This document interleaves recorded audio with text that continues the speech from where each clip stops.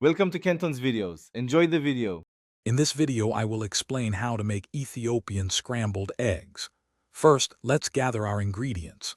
You will need 6 large eggs, 1 small onion, and 1 ripe tomato. Also, prepare 2 green chilies, 1 clove of garlic, and a small piece of fresh ginger. Don't forget 2 tablespoons of niter kibbeh, which is spiced clarified butter, or regular unsalted butter. A pinch of salt and black pepper will complete your seasoning. Now let's start cooking.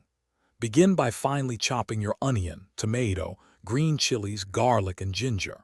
Next, melt 2 tablespoons of niter kibbeh or unsalted butter in a non-stick pan over medium heat. Add the chopped onions to the pan and sauté them gently until they turn soft and translucent, which usually takes about 5 to 7 minutes. Then, stir in the minced garlic, ginger, and green chilies, cooking for about 1 minute until fragrant. After the aromatics are fragrant, add the chopped tomatoes to the pan. Cook them for about 3 to 5 minutes, allowing them to soften and release their juices.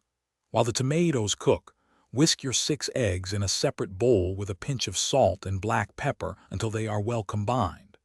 Pour the whisked eggs directly into the pan with the sautéed vegetables.